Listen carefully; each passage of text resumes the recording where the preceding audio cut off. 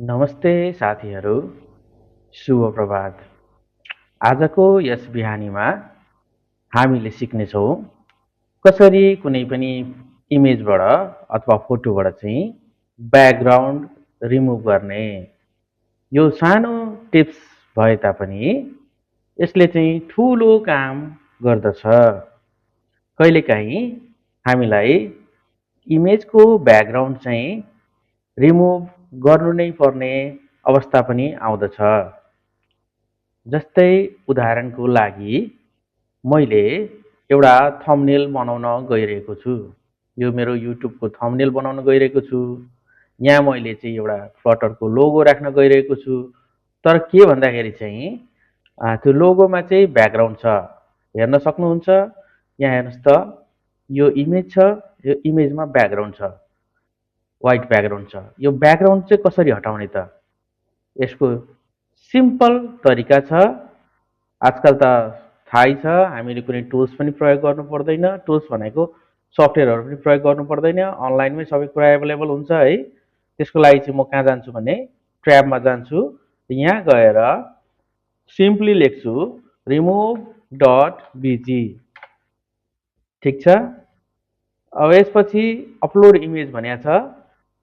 यहाँ गएर चाहिँ म चाहिँ डेस्कटपमा भएको मेरो र फोल्डरभित्रको यो इमेजलाई चाहिँ अपलोड गरेँ। यसले रिमुभ गर्दैछ। हेर्नुहोस् त, रिमुभ भइसक्यो। अब फेरि म डाउनलोड गर्छु। यो फ्री साइज यति नै दिने भएको हुनाले चाहिँ म यहाँ गएर डाउनलोड भयो। ल, यसलाई म ओपन गरेर हेरेँ भने हेर्नुहोस् त, रिमुभ भयो नि त। अघि त व्हाइट ब्याकग्राउन्ड आएको थियो नि त, अहिले त छैन। अब यसलाई सिम्पली म कपी गर्छु। त्यसपछि मेरो यहाँ भएको यहाँ पेस्ट गर्छु पेजमा। हेर्नुहोस् त, आयो नि होइन? ल, यसलाई एडजस्ट गर्ने कुरा त छँदैछ। म आफ्नो हिसाबले यसलाई एडजस्ट गर्न सक्छु। एउटा यो रेक्टेङ्गल ड्र गर्छु। ठिक छ।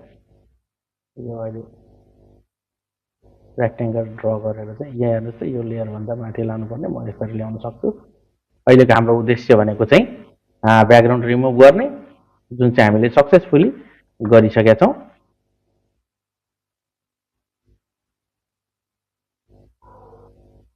पिकर लिएर मैले यो कलर हालिदिएँ।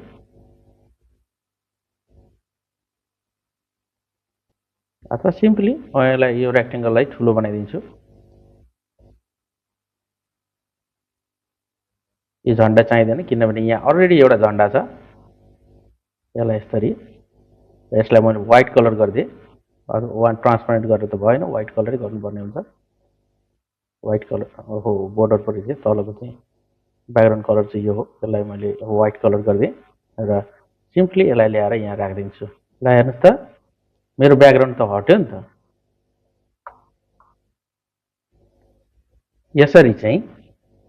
यसरी चाहिँ हामीले अनवान्टेड ब्याकग्राउन्डलाई चाहिँ हटाउन सक्छौँ।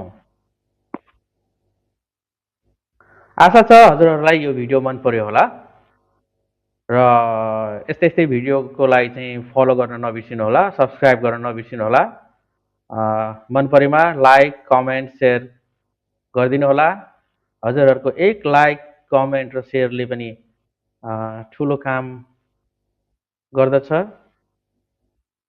म हजुरहरूप्रति आभारी पनि हुनेछु। हस्त, आजलाई यति नै। शुभ दिन। धन्यवाद।